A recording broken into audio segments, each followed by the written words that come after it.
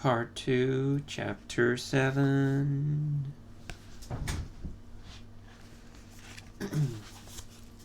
We're storming the Capitol. It's a revolution.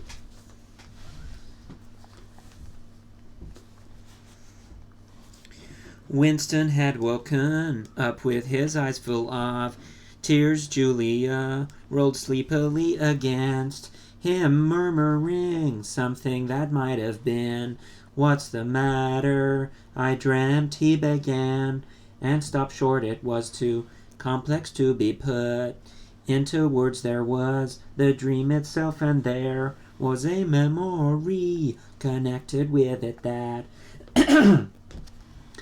had swum into his mind. In the few seconds after waking, he lay back with his eyes shut, still sodden in the atmosphere of the dream. It was a vast luminous dream in which his whole life seemed to stretch out before him like a landscape on a summer evening.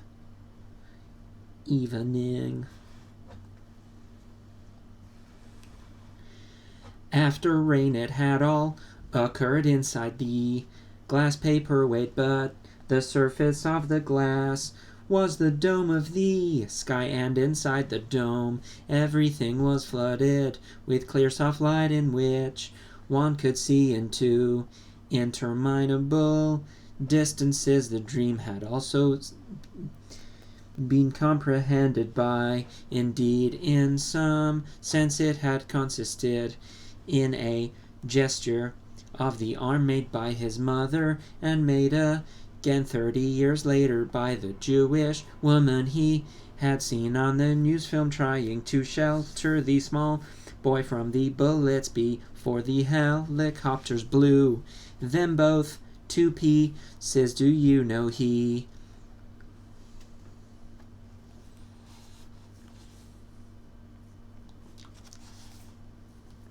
said that until this moment I believed I had murdered my mother. "Why did you murder her?" said Julia, almost asleep.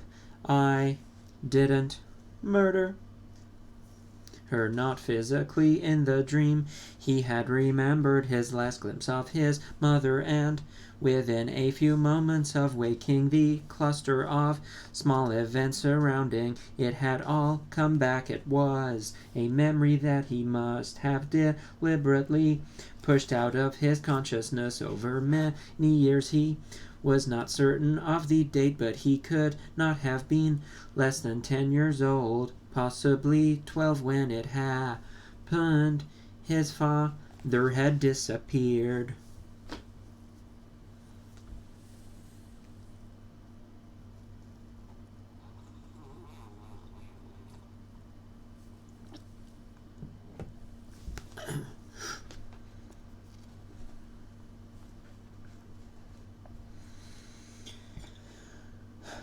Sometime earlier, how much earlier he could not remember. He remembered better the rackety, uneasy circumstances of the time, the periodical panics about air raids and the sheltering in tube stations, the piles of rubble everywhere, the unintelligible proclamations posted at street corners, the gangs of youths in shirts all the same color, the enormous queues outside the bakeries, the intermittent machine gun fire in the distance. Above all, the fact that there was never enough to eat. He remembered long afternoons spent with other boys in scrounging round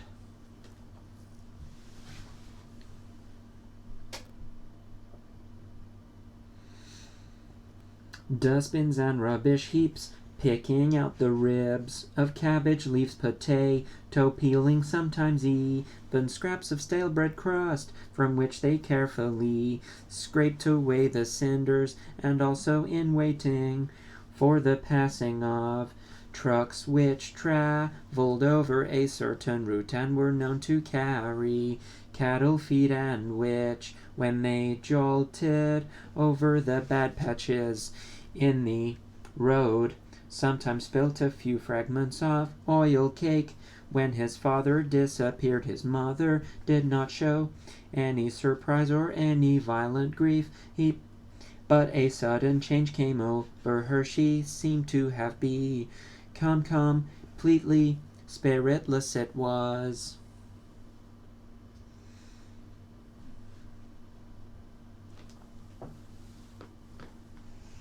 evident even to Winston that she was waiting for something that she knew must happen. She did everything that was needed: cooked, washed, mended, made the bed, swept the floor, dusted the mantelpiece, always very slowly and with a curious lack of superfluous motion, like an artist's lay figure moving of its own accord. Her large shapely body seemed to relapse naturally into stillness. For hours at a time she would sit almost immobile on the bed, nursing his young sister, a tiny, ailing, very silent child of 2 or 3.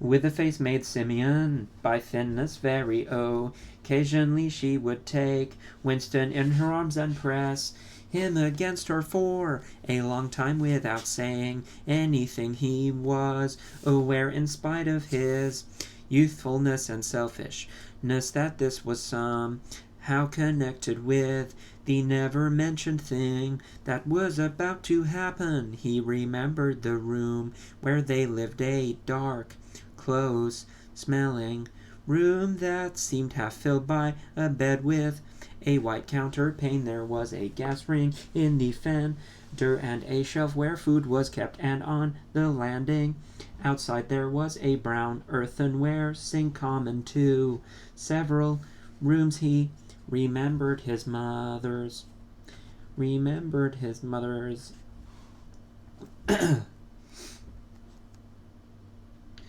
mother's statuesque body bending over the gas ring to stir at something in a saucepan. Above all, he remembered his continuous hunger and the sordid battles at meal times. He would ask his mother naggingly over and over again why there was not more food. He would shout and storm at her. He even remembered the tones of his voice, which was beginning to break prematurely and sometimes boomed in a peculiar way, or he would attempt a sniveling note of pathos in his efforts to get more than his share. His mother was quite ready to give him more than his share. She took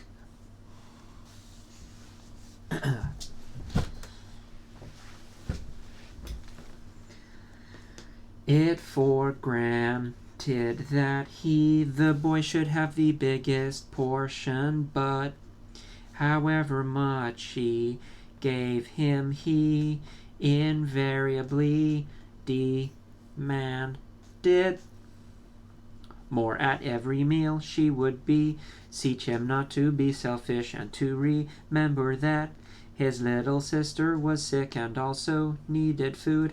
But it was no use. He would cry out with rage when she stopped ladling. He would try to wrench the saucepan and spoon out of her hands. He would grab bits from his sister's plate. He knew that he was starving the other two, but he could not help it. He even felt that he had a right to do it.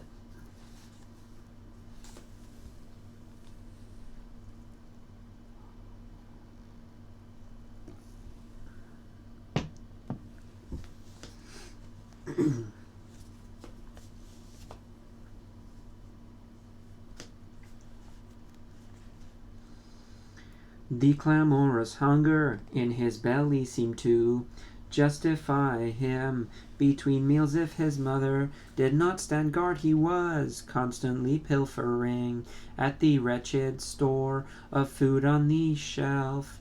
Oh, one day of chocolate ration was issued. There had been no such issue for weeks or months past. He remembered quite clearly that precious little morsel of chocolate. It was a 2-ounce slab. They still talked about ounces in those days between the three of them. It was obvious that it ought to be divided into 3 equal parts. Suddenly, as though he were listening to somebody else,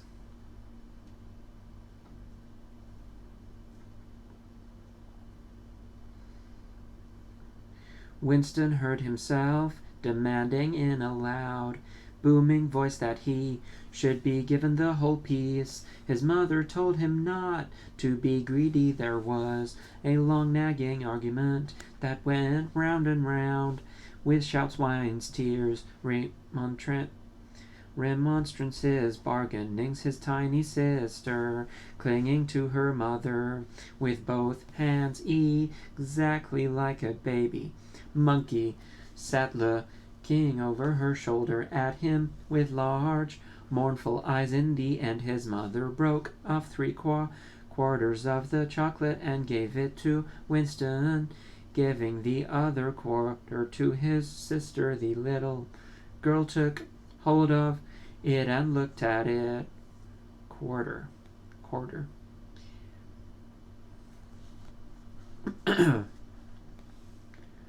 Dully, perhaps not knowing what it was, Winston stood watching her for a moment. Then, with a sudden swift spring, he snatched the piece of chocolate out of his sister's hand and was fleeing for the door. Winston, his mother called after him, come back, give your sister back her chocolate.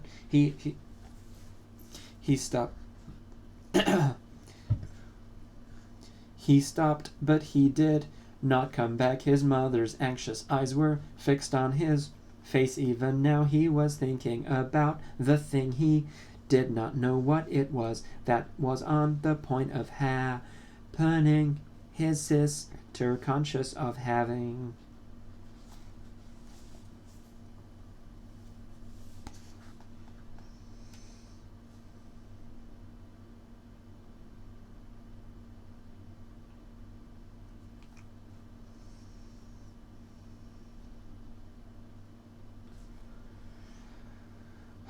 been robbed of something, had set up a feeble wail. His mother drew her arm round the child and pressed its face against her breast. Something in the gesture told him that his sister was dying. He turned and fled down the stairs with the chocolate growing sticky in his hand. He never saw his mother again. After he had devoured the chocolate, he felt somewhat ashamed of himself and hung about in the streets for several hours until hunger drove him home. When he came back, his mother had disappeared. This was already becoming normal at that time. Nothing was gone from the room except his mother and his sister.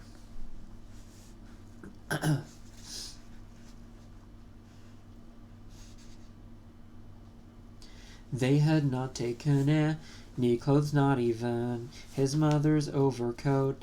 To this day he did not know with any certainty that his mother was dead. It was perfectly possible that she had merely been sent to a forced labor camp. As for his sister, she might have been removed like Winston himself to one of the colonies for homeless children, reclamation centers they were called, which had grown up as a result of the Civil War. Or she might have been sent to the labor camp along with his mother, or simply left somewhere or other to die.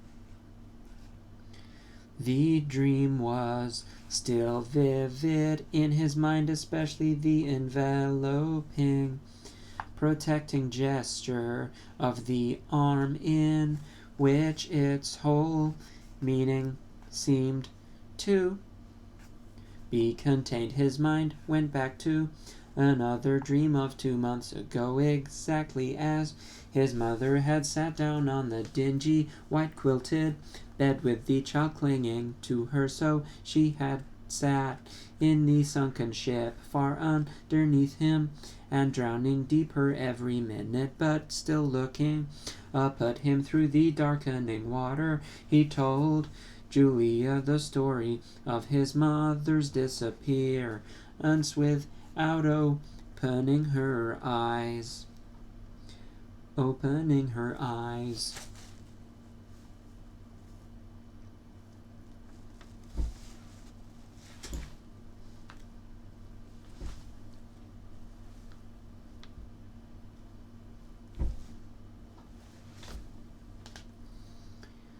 She rolled over and settled herself into a more comfortable position. I expect you were a beastly little swine in those days, she said indistinctly. All children are swine, yes, but the real point of the story, from her breathing, it was evident that she was going off to sleep again. He would have liked to continue talking about his mother. He did not suppose from what he could remember of her that she had been an unusual woman, still less an intelligent one, and yet she had possessed a kind of nobility, a kind of purity, simply because the standards that she obeyed were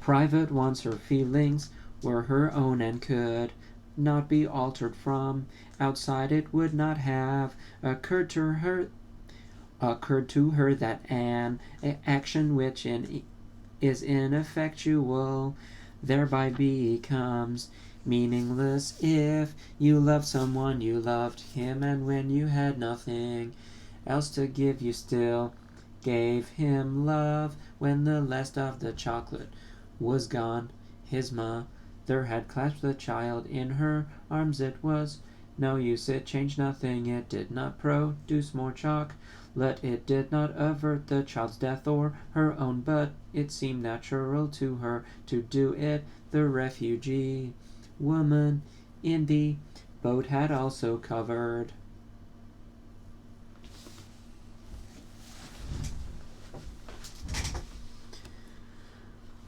the little boy with her arm, which was no more use against the bullets than a sheet of paper. The terrible thing that the party had done was to persuade you that mere impulses, mere feelings were of no account, while at the same time robbing you of all power over the material world. When once you were in the grip of the party, what you felt or did not feel what you did or refrained from doing made literally no difference. Whatever happened, you vanished, and neither you nor your actions were ever heard of again. Never heard of again.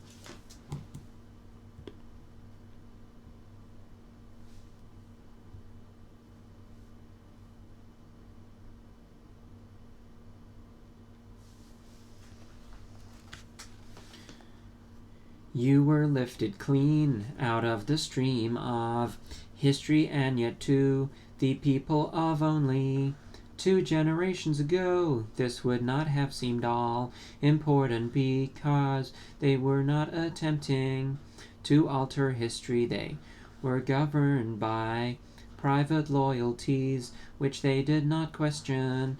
What mattered were individual relationships and a completely helpless gesture, an embrace, a tear, a word spoken to a dying man could have value in itself. The proles, it suddenly occurred to him, had remained in this condition. They were not loyal to a party or a country or an idea.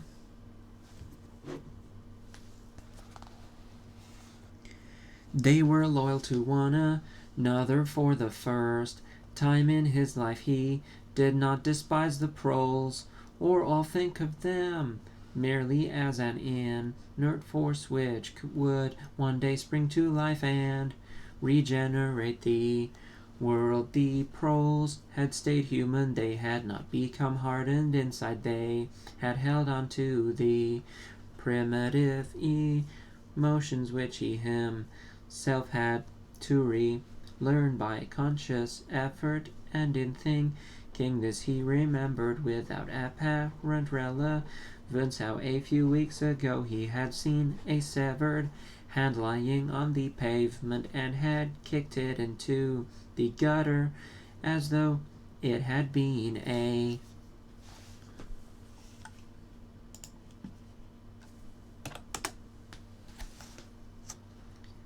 cabbage stalk. The proles are human beings, he said aloud. We are not human, why not? Said Julia, who had woken up again. He thought for a little while. Has it ever occurred to you, he said, that the best thing to do for us to do would be simply to walk out of here before it's too late and never see each other again? Yes, dear, it has occurred to me several times, but I'm not going to do it all the same. We've been lucky, he said, but it can't last much longer. You're young, you look normal and innocent.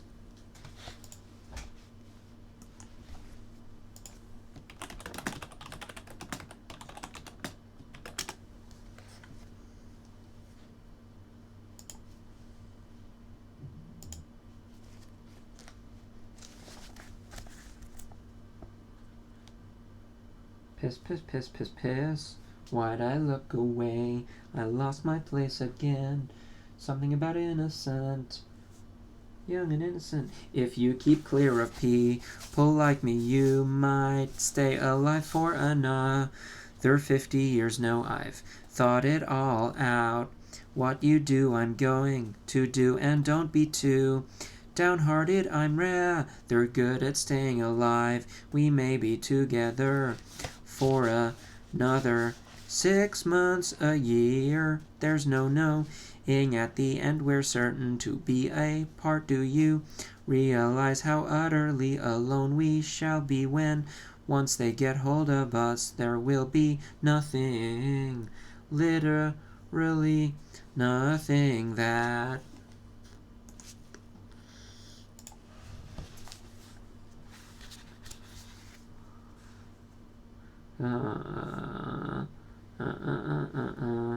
either of us can do for the other. If I confess, they'll shoot you, and if I refuse to confess, they'll shoot you just the same. Nothing that I can do or say or stop myself from saying will put you off your death for as much as 5 minutes.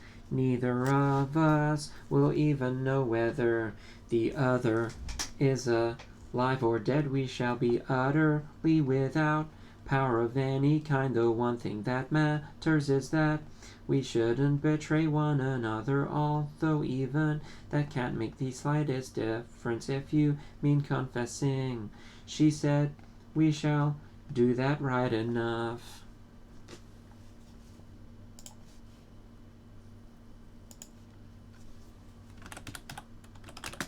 Everybody D always confesses, you can't help it, they torture you.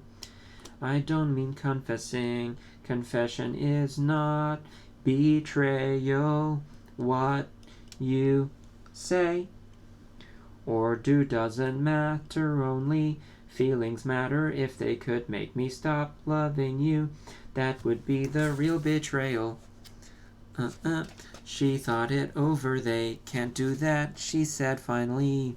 It's the one thing they can't do, they can make you say anything, but they can't make you believe it, they can't get inside you. No, he said a little more hopefully. No, that's quite true, they can't get inside you if you can feel that sting.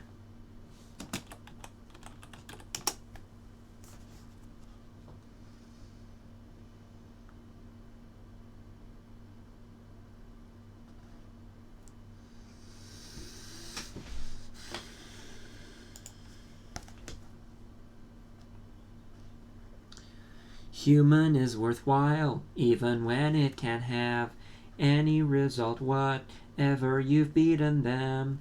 He thought of the telescreen with its never sleeping ear. They could spy upon you night and day, but if you kept your head, you could still outwit them with all their cleverness. They had never mastered the secret of finding out what another human being was thinking.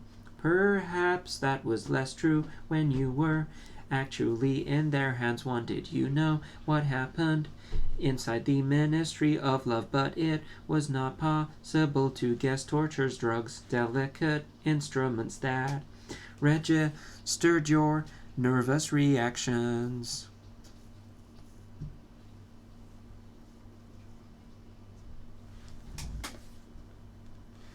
Gradual wearing down by sleeplessness and solitude and persistent questioning. Facts at any rate could not be kept hidden. They could be tracked down by inquiry. They could be squeezed out of you by torture. But if the object was not to stay alive but to stay human, what difference did it ultimately make? They could not alter your feelings, for that matter. You could not alter them yourself, even if you wanted to. They could lay bare in the utmost detail everything that you had done or said or thought, but the inner heart whose workings were mysterious even to yourself remained impregnable. That's the end of part 2, chapter 7. Chapter 8. They had done it at last. The room they were standing in was long-shaped and softly lit. The telescreen was dim to a low murmur. The richness of the dark blue carpet gave one the impression of treading on velvet. At the far end of the room, O'Brien was sitting at a table under a green shaded lamp with a mass of papers on either side of him. He had not bothered to look up when the servant showed Julia and Winston. In Winston's heart was thumping so hard that he doubted whether he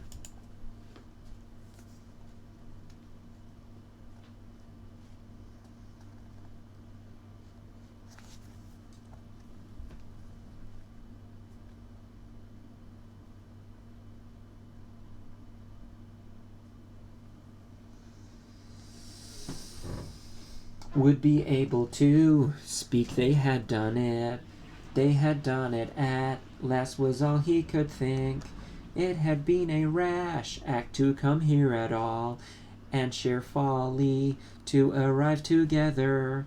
Though it was true that they had come by different routes and only met on O'Brien's doorstep, but merely to walk in to such a place needed an effort of the nerve. It was only on very rare occasions that one saw inside the dwelling places of the inner party, or even penetrated into the quarter of the town where they lived. The whole atmosphere of the huge block of flats, the richness and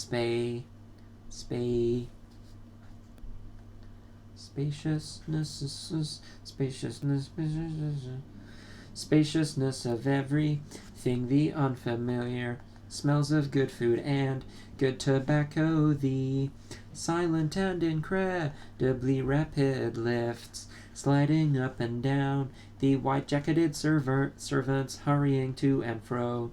Everything was intimidating, although he had a good pretext for coming here. He was haunted at every step by the fear that a black uniformed guard would suddenly appear from round the corner, demand his papers, and order him to get out. O'Brien's servant, however, had admitted the two of them without demur. He was a small, dark-haired man in a white jacket with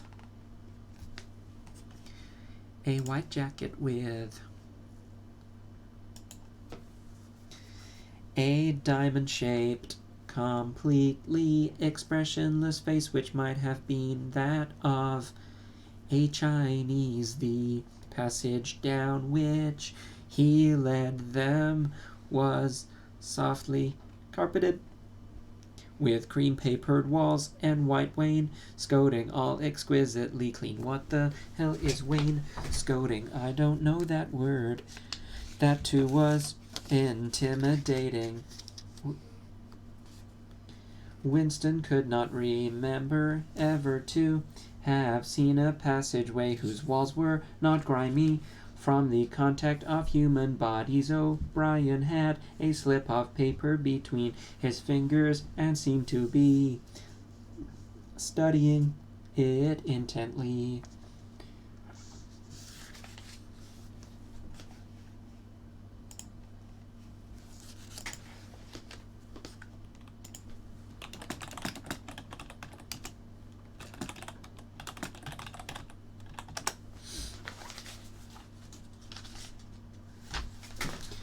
His heavy face bent down so that one could see the line of the nose looked both formidable and intelligent.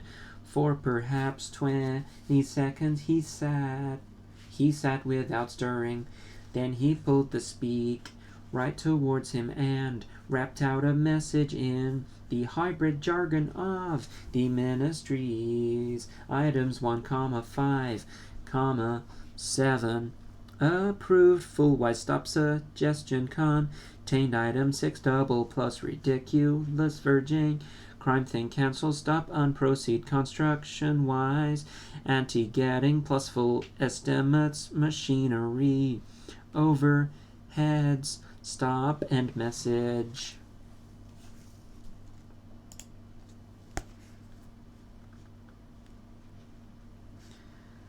He rose deliberately from his chair and came towards them across the soundless carpet. A little of the official atmosphere seemed to have fallen away from him with the newspeak words, but his expression was grimmer than usual, as though he were not pleased at being disturbed. The terror that Winston already felt was suddenly shot through by a streak of ordinary embarrassment. It seemed to him quite possible that he had simply made a stupid mistake, for what evidence had he in reality that O'Brien was any kind of political conspirator?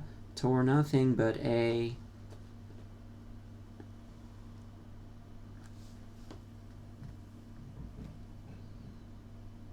flash of the eyes and a single equivocal remark, beyond that only his own secret imaginings founded on a dream.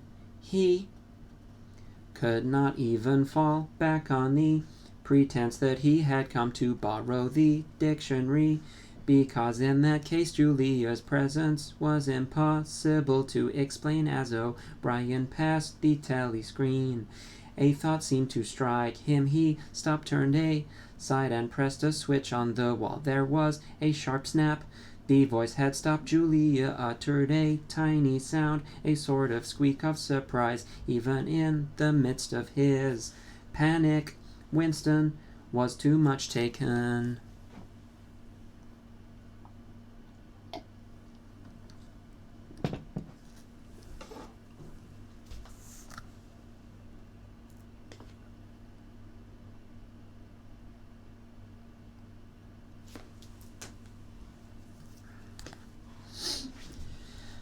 Back to be able to hold his tongue.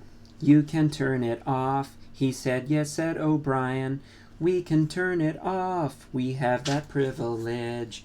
He was opposite them now. His solid form towered over the pair of them, and the expression on his face was still indecipherable. He was waiting somewhat sternly for Winston to speak, but about what? Even now it was quite conceivable that he was simply a busy man, wondering irritably why he had been interrupted. Nobody spoke after the stopping of the tally screen. The room seemed dead.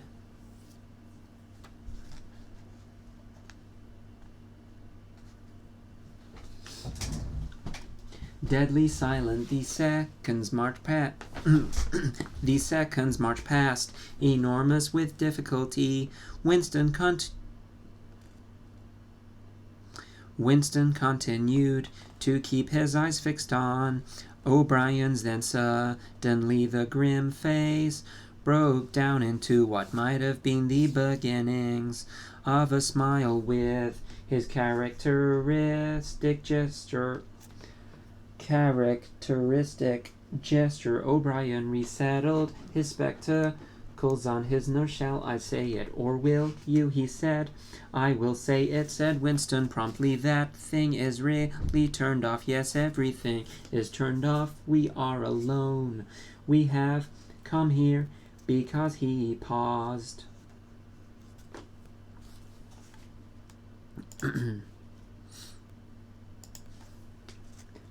He paused, realizing for the first time the vagueness of his own motives, since he did not, in fact, know what kind of help he expected from O'Brien. It was not easy to say why he had come here, he went on, conscious that what he was saying might sound both feeble and pretentious. We believe that there is some kind of conspiracy, some kind of secret organization working against the party, and that you are involved in it. We want to join it and work for it. We are the enemies of the party. We disbelieve in the principles of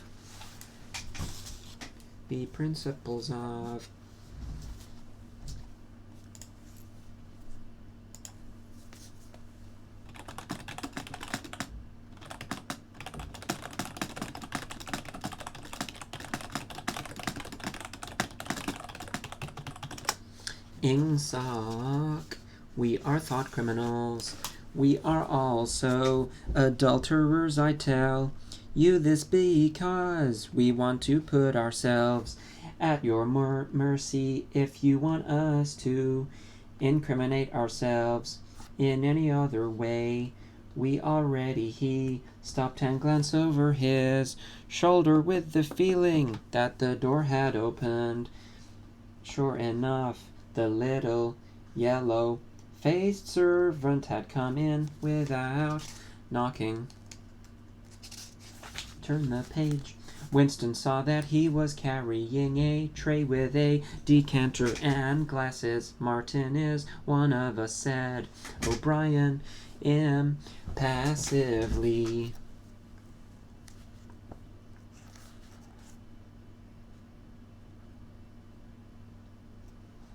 Bring the drinks over here. Martin put them on the round table. Have we enough chairs? Then we may as well sit down and talk in comfort. Bring a chair for yourself, Martin. This is business. You can stop being a servant for the next 10 minutes. The little man sat down quite at his ease, and yet still with a servant like the air of a valet enjoying a privilege. Winston regarded him out of the corner of his eye. It struck him that the man's whole life was playing a part, and that he felt it to be dangerous to drop.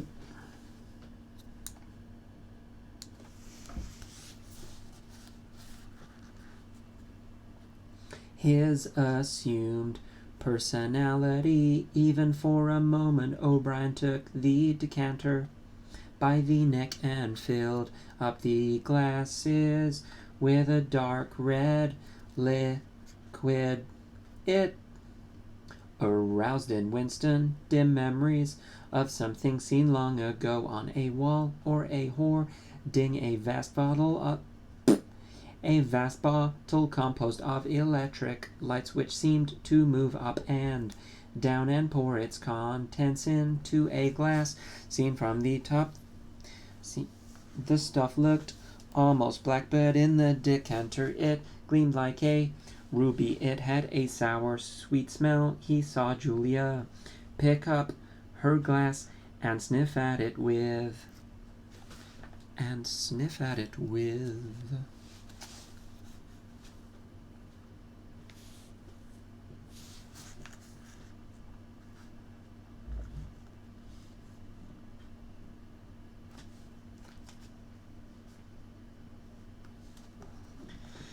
Frank curiosity.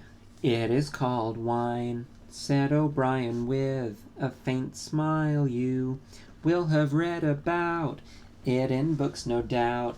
Not much of it gets to the outer party. I am afraid his face grew solemn again, and he raised his glass. I think it is fitting that we should begin by drinking a health to our leader, to Emmanuel Goldstein. Winston took up his glass. I'm too warm. I'm gonna take off my green. I'm sorry.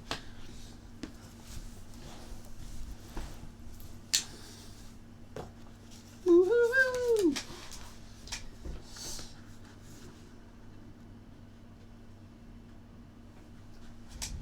Winston took up his glass with a certain eagerness. Wine was a thing he had read and dreamed about, like the glass paperweight on Mr. Charrington's half-remembered rhymes. It belonged to the vanished romantic, past the olden time, as he liked to call it. In his secret thoughts, for some reason, he had always thought of wine as having an intensely sweet taste, like that of blackberry jam, and an immediate intoxicating effect. Actually, when he came to swallow it, the stuff was distinctly disappointing. The truth was that after years of gin drinking, he could barely taste it. He sat down the empty glass.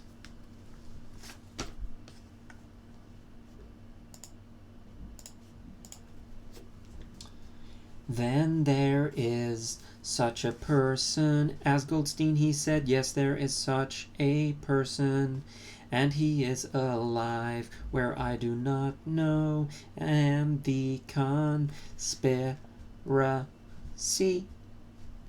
the organization, it is real. It is not simply an invention of the thought police. No, it is real. The brotherhood we call it. You will never learn much more about the brotherhood hood then that it exists and that you belong to it. I will come back to that presently. He looked at his wristwatch. It is unwise even for members of the inner party to turn off the tally screen for more than half an hour. Half an hour.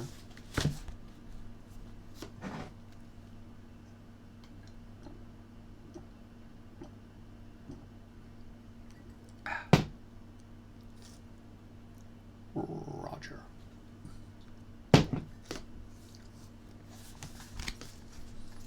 You ought not to have come here together, and you will have to leave separately. You, comrade, he bowed his head to Julia. Will leave first. We have about 20 minutes at our disposal. You will understand that I must start by asking you certain questions in general terms. What are you prepared to do? Anything that we are capable of, said Winston. O'Brien had turned himself a little in his chair so that he was facing Winston. He almost ignored Julia, seeming to take it for granted that Winston could speak for her. For a moment the lids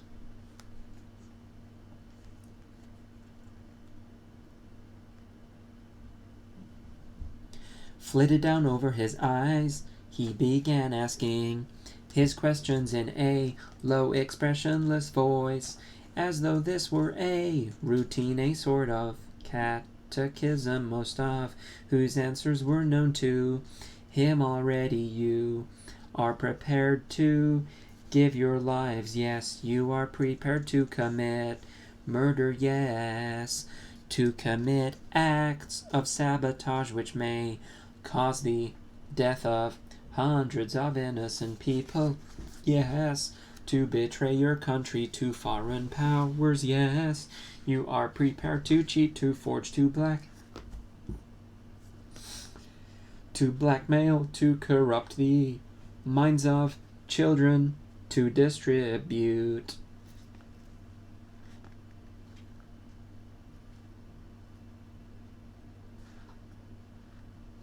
habit-forming drugs, to encourage prostitution, to disseminate venereal diseases, to do anything which is likely to cause demoralization and weaken the power of the party. Yes, if, for example, it would somehow serve our interest to throw sulfuric acid in a child's face. Are you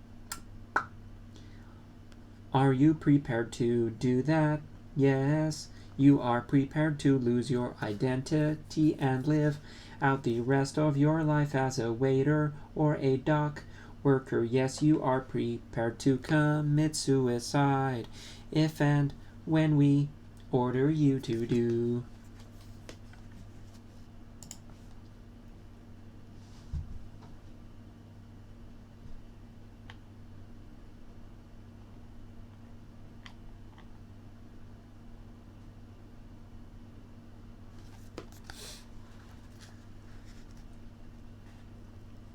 So yes, you are prepared, the two of you, to separate and never see one another again. No, broke in Julia. It appeared to Winston that a long time passed before he answered. For a moment he seemed even to have been deprived of the power of speech. His tongue worked soundlessly, forming the opening syllables first of one word, then of the other, over and over again, until he had said it. He did not know which word he was going to say. No, he said finally. You did well to tell me, said O'Brien. It is necessary for us to know everything.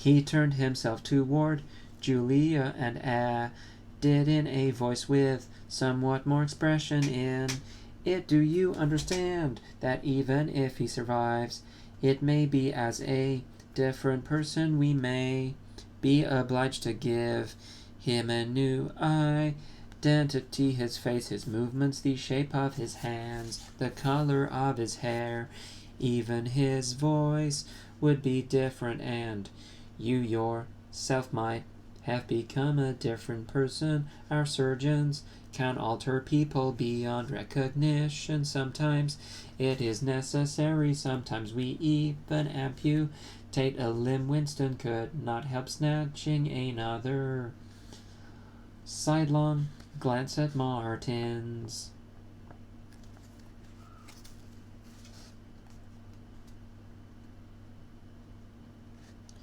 Mongolian face, there were no scars that he could see. Julia had turned a shade paler so that her freckles were showing, but she faced O'Brien boldly. She murmured something that seemed to be assent. Good then, that is settled. There was a silver box of cigarettes on the table with a rather absent-minded air. O'Brien pushed them towards the others, took one himself, then stood up and began to pace slowly to and fro as though he could think better standing. They were very good cigarettes, very thick and well packed, with an unfamiliar silky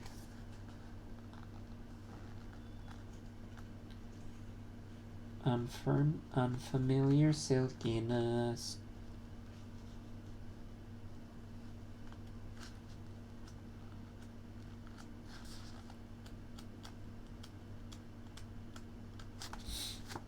Blah blah blah. Oh, I've done it again. Silkiness in the paper. O'Brien looked at his wristwatch. Again, you had better go back to your pantry.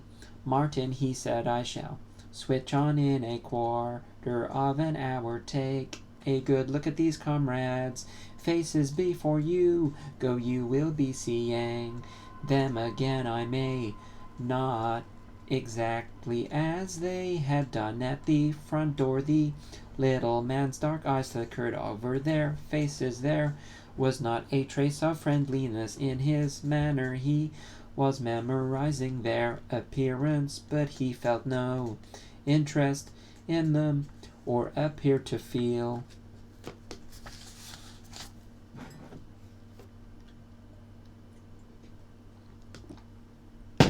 none. It occurred to Winston that a synthetic face was perhaps incapable of changing its expression without speaking or giving any kind of salutation. Martin went out, closing the door silently behind him. O'Brien was strolling up and down, one hand in the pocket of his black overalls, the other holding his cigarette.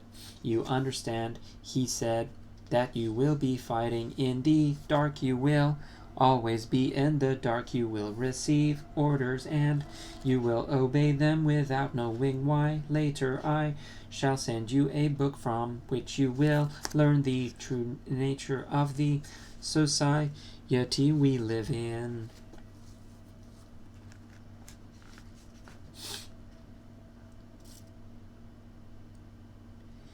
And the strategy by which we shall destroy it. When you have read the book, you will be full members of the Brotherhood, but between the general aims that we are fighting for and the immediate tasks of the moment, you will never know anything. I tell you that the Brotherhood exists, but I cannot tell you whether it numbers 100 members or 10 million. From your personal knowledge, you will never be able to say that it numbers even as many as a dozen. You will have 3 or 4 contacts who will be renewed from time to time.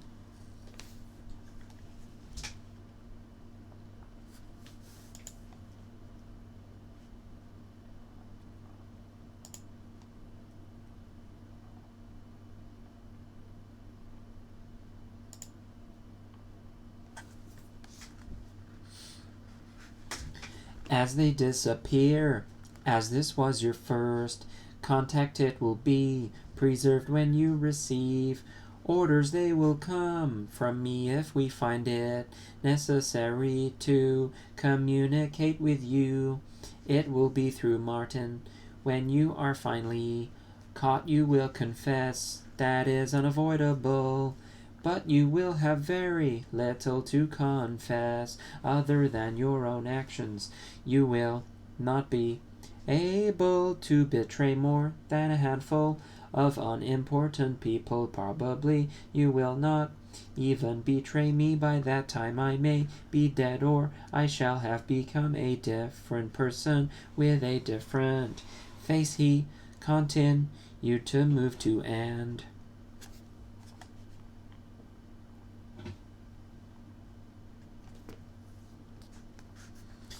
fro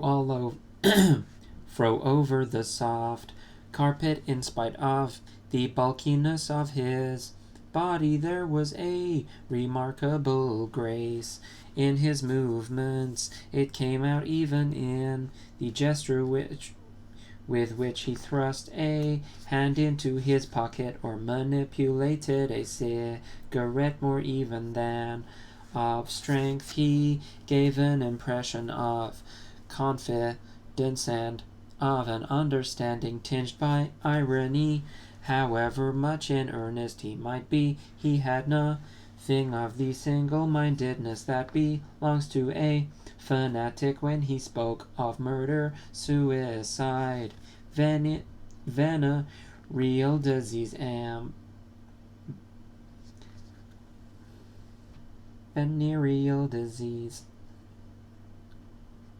amputated limbs and altered faces, it was with a faint air of persiflage. This is unavoidable. His voice seemed to say, this is what we have got to do unflinchingly, but this is not what we shall be doing when life is worth living. Again a wave of admiration, almost of worship, flowed out from Winston towards O'Brien. For the moment he had forgotten the shadowy figure of Goldstein. When you looked at O'Brien's powerful shoulders and his blunt-featured face, so ugly and yet so civilized, it was impossible to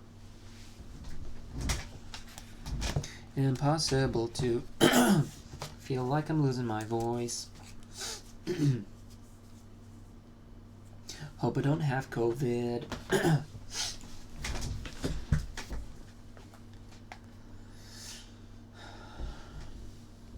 It was impossible to believe that he could be defeated. There was no stratagem that he was not equal to, no danger that he could not foresee. Even Julia seemed to be impressed. She had let her cigarette go out and was listening intently. O'Brien went on, You will have heard rumors of the existence of the Brotherhood. No doubt you have formed your own picture of it. You have imagined probably a huge underworld of conspirators meeting secretly in cellars, scribbling messages on the walls, recognizing one another by code words or by code words.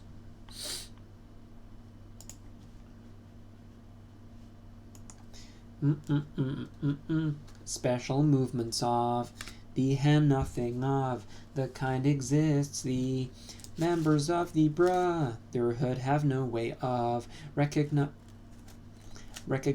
one another. and it is impossible for any one member to be aware of the identity of more than a very few others. Goldstein himself, if he fell into the hands of the thought police, could not give them a complete list of members or any information that would lead them to a complete list. No such list exists. The Brotherhood cannot be wiped out because it is not an organization.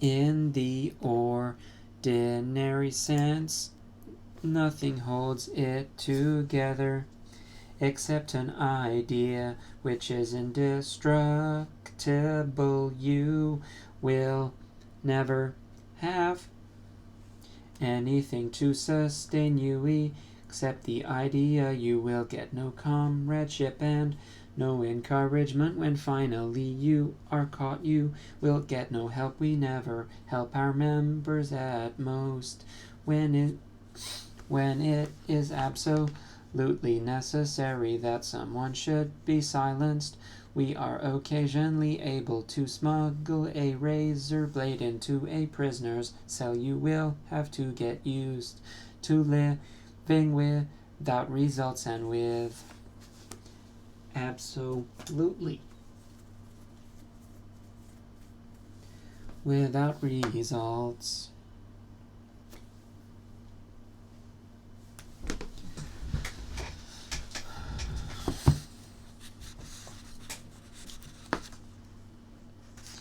And without hope. You will work for a while, you will be caught, you will confess, and then you will die. Those are the only results that you will ever see. There is no possibility that any perceptible change will happen within our own lifetime. We are the dead. Our only true life is in the future. We shall take part in it, handfuls of dust and splinters of bone, but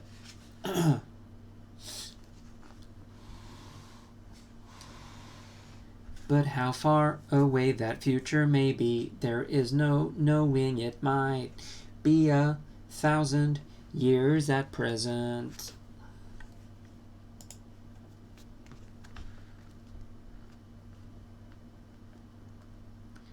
Nothing is possible except to extend the area of sanity little by little. We cannot act collectively.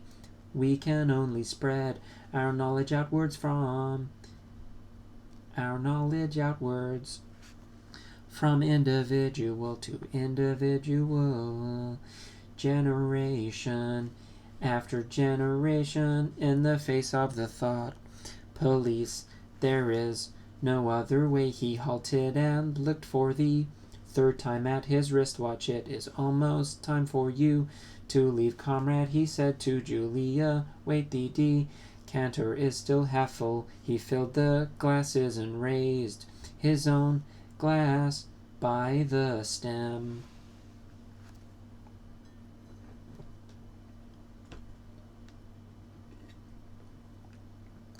What shall it be this time? He said, still with the same faint suggestion of irony to the confusion of the thought police. To the death of Big Brother, to humanity, to the future, to the past, said Winston. The past is more important, agreed O'Brien. Gravely they emptied their glasses, and a moment later Julia stood up to go. O'Brien took a small box from the top of a cabinet and handed her a flat white tablet, which he told her to place on her tongue. It was important, he said, not to go out smelling of wine. The lift attendants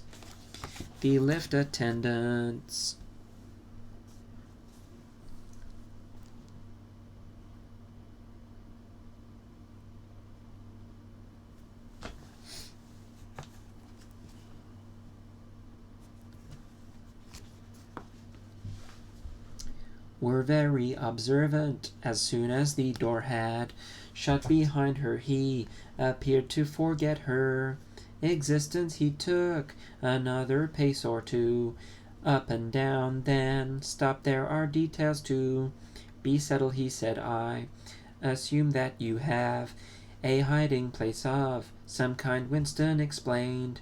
About the room over Mr. Charrington's shop. That will do for the moment. Later we will arrange something else for you. It is important to change one's hiding place frequently. Meanwhile, I shall send you a copy of the book. Even O'Brien, Winston noticed, seemed to pronounce the words as though they were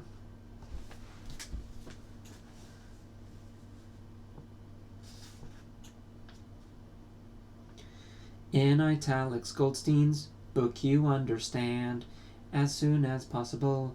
It may be some days before I can get hold of one. There are not many in existence, as you can imagine. The thought police hunts them down and destroys them almost as fast as we can produce them.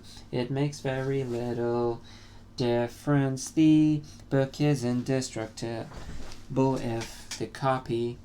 If the last copy were gone, we could reproduce it almost word for word. Do you carry a brief case to work with you? He added as a rule. Yes. What is it? What is... Excuse me. I got a burp. What is it like?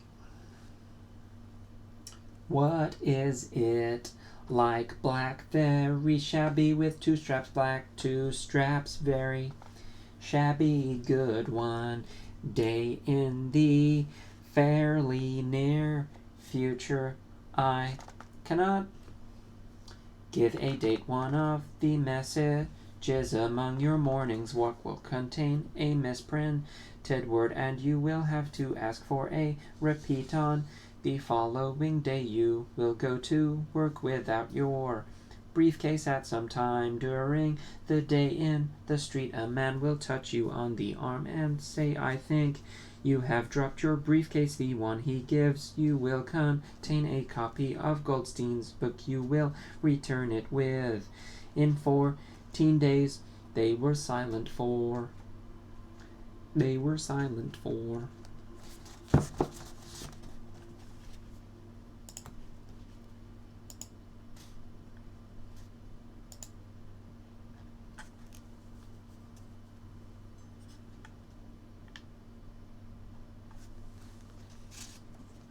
A moment. There are a couple of minutes before you need go, said O'Brien. We shall meet up again if we do meet again.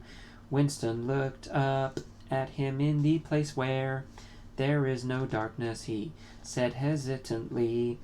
O'Brien nodded without appearance of surprise. In the place where there is no darkness, he said, as though he had recognized the allusion. And in the meantime, is there anything that which you wish to say before you leave? Any message, any question? Winston thought there did not seem to be any further question that he wanted to ask.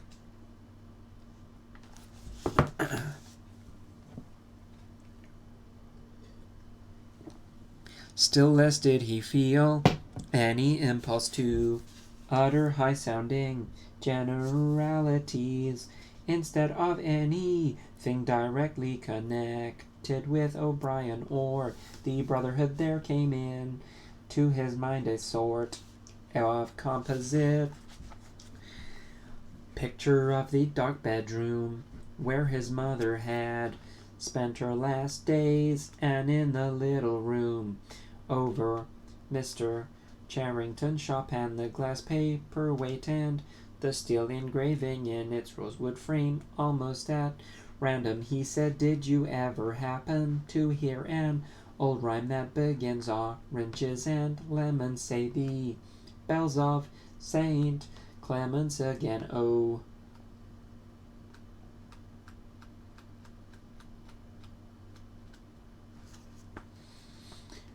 Brian nodded. With a sort of great courtesy he completed the stanza. Oranges and lemons, say the bells of St. Clements, you owe me. 3 farthings, say the bells of St.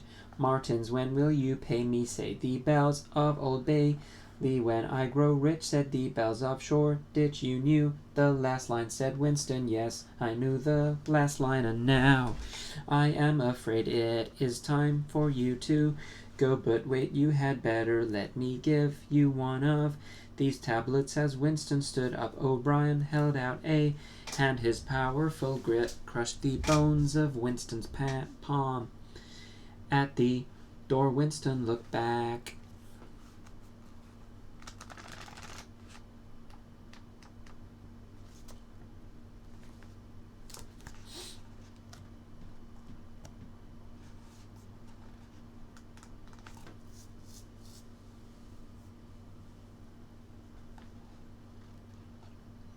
But O'Brien seemed already to be in process of putting him out of mind. He was waiting with his hand on the switch that controlled the telescreen.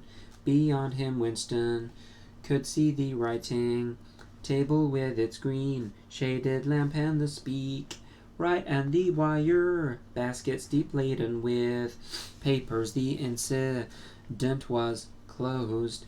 Within 30 seconds it occurred to him O'Brien would be back at his interrupted and important work on behalf of the party.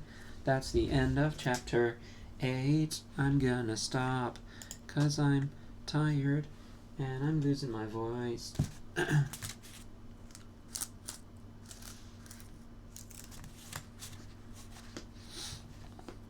Chapter 9 tomorrow or Saturday. I'm gonna maybe try and finish this weekend. I've got quite a lot left, but I can go all weekend. Maybe if I haven't fully lost my voice. Okay, goodbye. Bye bye bye. Bye bye bye bye bye bye bye bye bye bye bye bye bye bye bye.